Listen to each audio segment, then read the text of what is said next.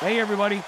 Welcome to the Curt Schilling Baseball Show, episode 60. Got a lot to get to, including a message at the end that hopefully will go viral to reach someone's ears. We're going to start off. Postseason is, Bill, we talked about it. Yeah, I told you that at this time of the year, sweeps are lethal. They're always lethal, but at this time of the year when you can see when things can change from tied to 3 up or 3 down to tied or 3 down to 6 down, sweeps kill people. And we had some. Twins win their division. Congratulations. And the Brewers are, as of this taping, they're a game away. We were talking about this, Bill, and I really, you always hear me talk about swing and miss pitching and how that to me is October. That's what makes October. Nothing else is a bigger factor than your starter's swing and miss capability. Minnesota has the second most strikeouts in Major League Baseball as a pitching staff. Now, that doesn't necessarily mean everything, but Pablo Lopez and Sonny Gray have already been anointed 1 and 2, and they'll be making the start again. They will not get the bye, so Minnesota will get the wild card. And I'm assuming they get the worst wild card. They do. So they'll get in most likely either Houston or Seattle at this point.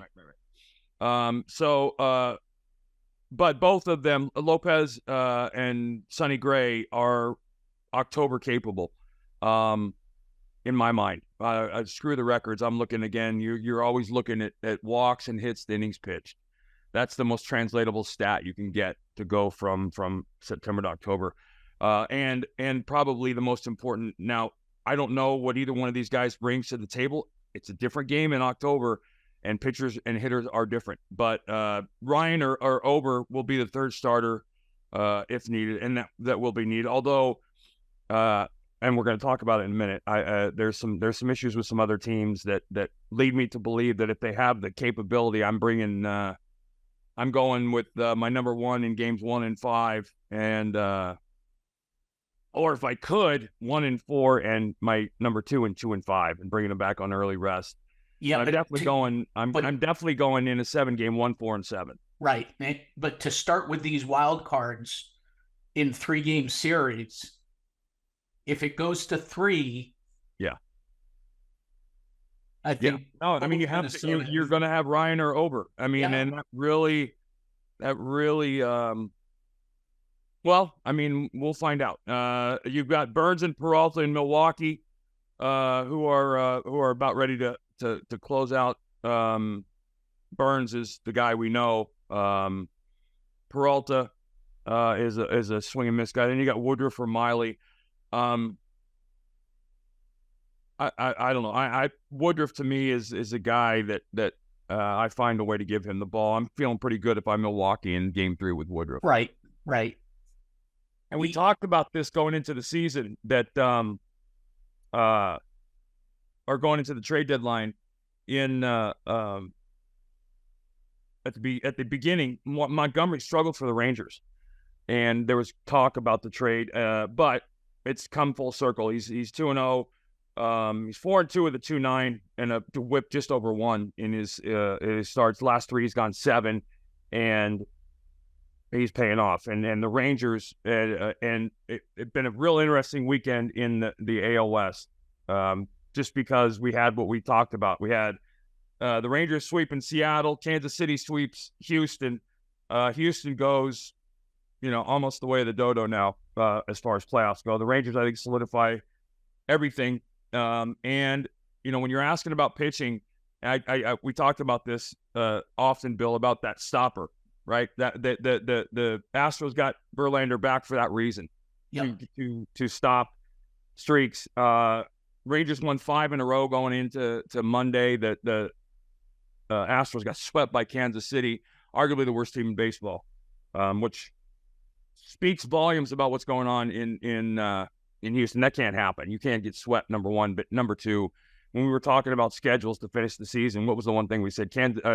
Houston had kind of like, okay, there's a chance. Seattle had by far the worst of it. But everybody now is in control of their own destiny that's ahead, right? And that's what you're asking for. Because Gonna Yeah, be and, interesting. and Houston starting Tuesday plays 3 with Seattle. Right. So, So somebody's season's over on Thursday. correct. If not earlier. And then, Seattle gets Houston, and then the Rangers. Houston gets Seattle, and then Arizona, who is also doing the things they're doing. I wanted to talk for a minute in depth about the team that and you've heard me say it. First off, let me just mention Ron Lacuna is 2 steals away from being a member of the 40-70 club. He's the only player ever to get the 40-60. Braves won 100 for the second straight year, and the Braves and the O's finished tied with the best road record in baseball, 52-29. None of that matters in the least going into the postseason. But Acuna, I think it's prominent and worth mentioning that not only is he the only player ever to go 40-60, but he's probably going to be at 40-70 by the end of the season. And those are breathtaking numbers. For all you fantasy geeks that drafted him number 1, good for you, because he paid off.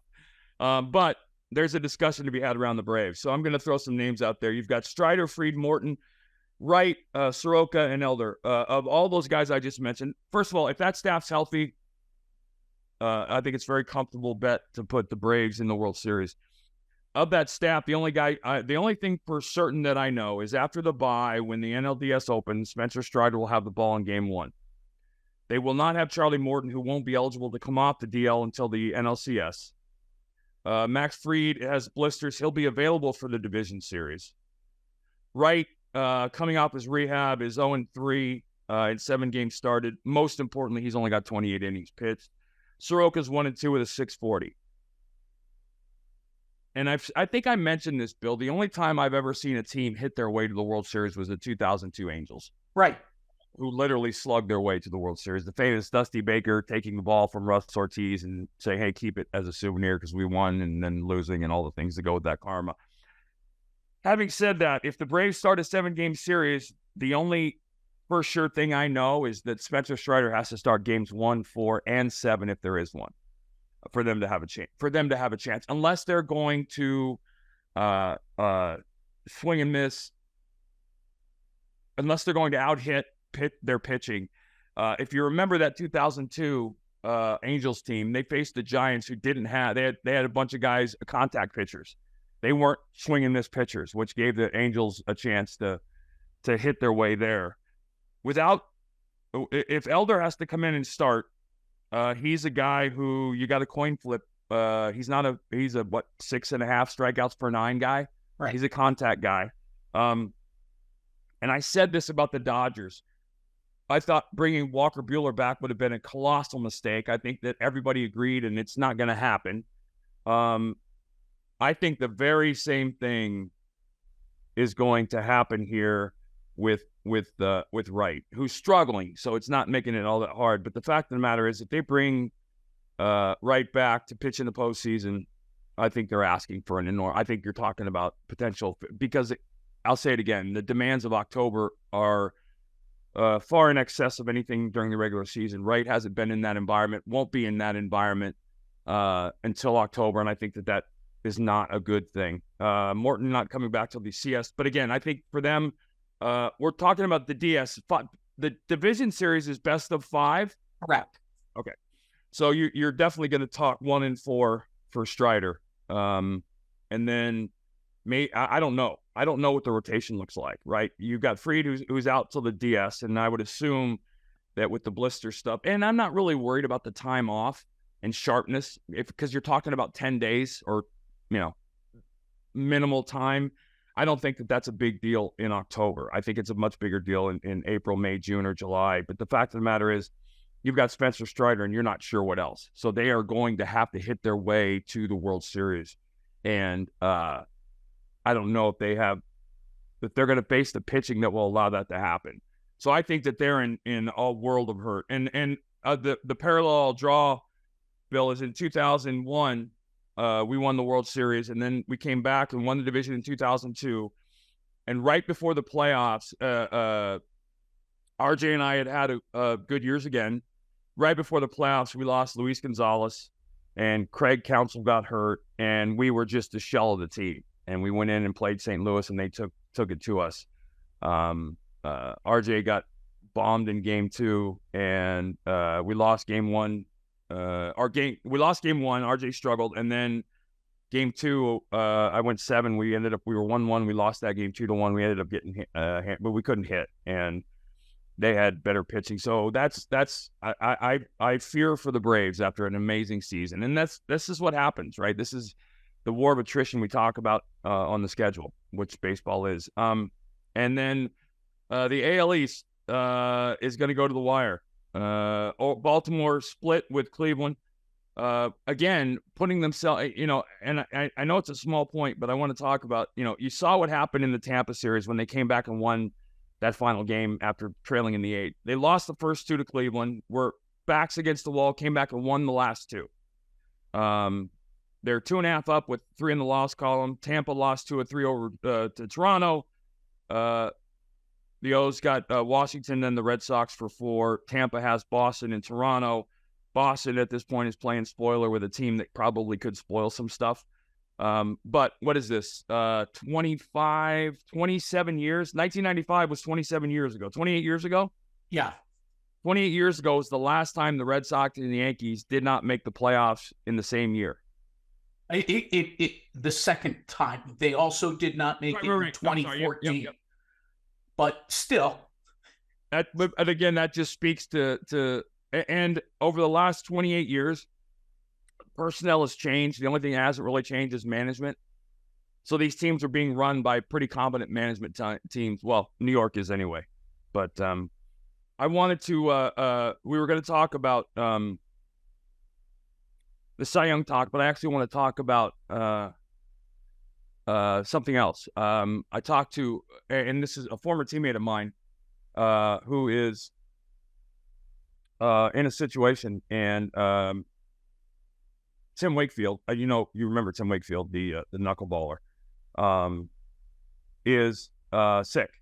And I talked with Doug Mirabelli yesterday, and this is not a message that Tim has asked anyone to share, and I don't even know if he wants it shared. But as a Christian and as a man of faith, I've seen prayer work, and so I'm going to talk about it. Way too often in life, we bucket list things, and we put things on our lists. I'm going to do, I can't wait to do, I've got to do, with the hubris of thinking, well, hell, we'll be around, we'll figure it out. Tomorrow is never, ever a given. Tim's wife, Stacy, who's one of the sweetest women you'll ever meet, is very sick with pancreatic cancer. And my wife has talked with her, and they're communicating, and they're going through an incredibly difficult time with Stacy. And I wanted them to know that we're obviously all thinking about them and praying for her. But recently, Tim was diagnosed with a very serious, very aggressive form of brain cancer. And I was talking with Doug Mirabelli, and I've talked with him quite a bit. And it's impossible when you think about our lives, and I'm sure this pertains to everybody, but I can only put it in the context of our life. I played with thousands of people. I'm not friends with all my former teammates because there's only 24 hours in a day, and who you end up talking with and continuing friendships on with tends to be more a byproduct of your life choices after baseball. I've talked to Tim on and off for 20 years, certainly not weekly, but I've talked to him enough to stay in touch. And like everything else, when we get in the room, where it's like we never left. But the situation in Tim's case is incredibly serious. And he went in and had surgery. And I think there's a lot of guilt. And a lot of it is, I think, selfish in the sense that I feel bad that maybe we haven't talked as much and all the things that go with that. And maybe you're dealing with this in your life. But a lot of times I think we have the thoughts we have because we want to make ourselves feel better. And the situation is that reaching out to someone in your life that maybe you haven't talked to, who's going through something very challenging, is not about you. I remember when I was sick, the things that happened to me and the people that reached out to me, it was always a good thing. Always made my heart feel good to know that someone that I hadn't spoken to was still thinking of me. And I wanted to say and do this for that reason. I wanted Tim and Stacy to know that obviously we're praying for them. We're thinking of them.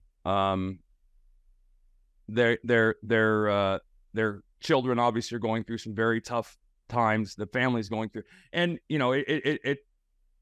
I don't want to cliche this, but nobody deserves this. And God has a very mysterious way sometimes of picking and choosing the things that he does and the people he does it to. And certainly you would look at them and think, well, they didn't deserve this. Nobody deserves this. But the facts are the facts, and it is where it is. And while both of them are now very sick, they both need to know that there are a lot of people out here praying and thinking about them. And I know all of his former teammates and friends and family certainly are reaching out to them and making sure they both know that we're all here if they need anything. And this, understand something. A lot of times you'll call someone and say, hey, if you ever need anything, because that's the thing to say. But I think a couple of us have reached out in earnest with the intent of saying and meaning, if there's anything that we can do. Thank God they are in and amongst some of the greatest people on the planet when it comes to this sort of illness in Boston. Dana-Farber and all of the centers in Boston. I know that they're getting the best treatment in the world, and they're getting strong prayers from people and friends. But I wanted to make sure that I reached out to the baseball community at large. For those of you that didn't know, that played with Tim or that played against Tim, or the fans, that is serious, and that prayers and thoughts and all the things that go with that are wanted, warranted, and welcomed. And I wanted to make sure that Tim and Stacy both know that I was thinking about them. Our family was thinking about them. We love them, and we're praying that both of them pulled through this on the other side. So that was, I felt that is something I wanted to share. And if they didn't want this to be public, I sincerely apologize, but I do believe that a gigantic worldwide Red Sox Nation group hug and prayers is warranted for this one. So to Tim and to Stacy, thinking about you, love you, and praying for you guys. And as I've stated, Tim on the phone and via mail, and Stacy, we're here. If there's anything, we could be on a plane in an hour and to help. I know that hopefully the world's reaching out. The Red Sox, I'm sure, are doing everything that needs to be done, but there's only so much you can do when someone's doing this and going through this, other than just be there for support. So felt like I needed to put that out there, Bill. I totally understand, and obviously prayers go up from the whole baseball community. Yep. And it's especially at a time and a place where baseball is focused on, it's the playoffs and all the things that go with that, which rightfully it should be, but a collective prayer from the baseball world certainly isn't going to hurt. So anyway, we're going to come back here at the end of the week when everything should be decided. Bill, you had mentioned you wanted to talk about the Cy Youngs, and I do want to talk about them. But the Cy Young stuff, they vote on that, just so people understand. All of the awards in baseball will be voted on by next Sunday. So anybody that wins an award in the offseason in baseball wins it prior to the playoffs beginning, which I still think is kind of stupid, because the playoffs are the biggest thing going and the reason you play the game. But they are going to be finished on Sunday. And it's amazing, Bill, I lost 2 Cy Young awards in 30 days, and it was right that I lost. Randy Johnson, August 1st or September 1st of 2001, 2002, the players voted for the Players' Choice Awards. I won both of them. Actually, here's one right here. So this is a Players' Choice Award. At the time, for me, it was like the biggest. The players voting for athletes, to me, was the ultimate. Randy resoundingly won the Cy Young both years, and deserved to do so, because he didn't lose in September of either month. He struck out like 6,000 guys, and it was embarrassing how good he was. And he earned both of them, as he did all the other ones he won. So, but those awards are by the writers are voted for on Sunday. They'll be done on Sunday, and we'll talk about the Cy Young race and Goal and Gausman and Snell and all the other names involved. And I can't believe, by the way, Bill, that we'd be talking about someone with a 3.73 ERA in Spencer Strider. But times have changed statistically, and the stats that matter that these guys vote for have changed as well. So, well, the other thing that amazed me on that, Curt, was 20-game winners used to litter the Cy Young voting. Well, right. Strider's the only one who's close at 18 wins. That's a seismic shift, and I think it's gone too far the other way. But this seismic shift from wins to stats that actually you can control, right? Right. You're talking about a 12-game winner in Kevin Gosman. What? 12? I had years where, in a lot of years, you have more than 12 wins for the All-Star break. However, when you look at the starts that the pitcher makes, he makes 30 starts. They might have won 12, but they won 24 of them. Those numbers are going to change because guys aren't going as deep, most guys, and decisions are going to the bullpens far more than they used to. So wins becomes not meaningless, but a lot less meaning in the overall picture, which probably isn't a bad thing, when you look at it. I read a stat this week, Curt, that Blake Snell, who has a 2.33 ERA, great pitcher, has pitched 3 innings past the 6th inning all year. Yeah. 3. Yeah. Yep. Yeah, that's why I tend to not dive into the weeds because I'm going to be offensive when I talk about the fact that guys are winning the Cy Young with 180 innings, which is embarrassing to me.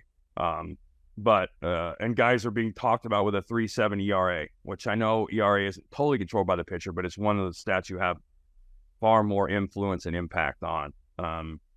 But yeah, we're talking about numbers and totals that are mid-July to mid-August totals in prior years. But the game has changed, and that's the way it works now. So we're going to catch up with that discussion later on in the week or next week. I'm out of town next week, so I'll be doing the show from the road.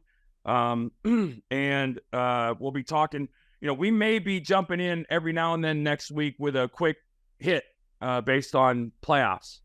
I don't know. I know we're set for Tuesday and Friday of next week, but we may jump in somewhere with an update during the playoffs if something crazy happens. If something big happens in baseball, we will jump in. Yes, we will. And we will jump in with both feet if you haven't already figured that one out. And then at some point, you're going to hear about my top 5 parks to pitch in. That's coming up soon. And a lot of other things. But you Atlanta Braves need to do some praying for the health and well-being of your starting pitching, because if it doesn't fix itself before the playoffs, then you could see a magical season go right down the crapper through no fault of the offense. All right, so we'll be back on Friday. Excuse me. And there'll be a lot more. I think everything, for the most part, we're going to see resolution. Now, hopefully we're going to have 1 or 2 things going to the weekend, because those are always fun for baseball. But remember this, there is no tie-breaking games. There is no play-in. Sunday, you'll have your playoffs. Tiebreakers be damned. It'll be heads-up, 1-loss records and all the things that go with that. Division records, there's probably a 90-point tiebreaker. So that's going to happen after Sunday's final game. But everybody will know who everybody's playing. And if I'm Baltimore, I just want to get into the postseason as quick. Now's when you want your team to clinch, right? You want to get 4 to 5 to 6 days of breather to sort your rotation out, give some guys some rest, and then jump into it after the wild card series next week. You don't want to have to play through Sunday every game, running everybody out there. Although it is going to be different. I mean, the analogy I've used, the example in 2005, I didn't pitch in the postseason. We played the White Sox because I had to pitch the final game of the season against the Yankees because we were still playing for a playoff spot. And then Cleveland actually lost that day, and we ended up winning, but we were in already. So I ended up missing the White Sox series. Not that would have changed anything, but we got swept by the White Sox. And I'm pretty sure that wouldn't have happened if I had at least gotten a start. So anyway, we'll be back on Friday. You guys, anywhere you can find your podcast, Apple, Spotify, anywhere else, we'd love you to go to OutKick.com, click on the shows tab, look at all the great podcasts that can be had from Clay Travis to Tommy Lahren, and the rest, and we'll catch you guys on Friday.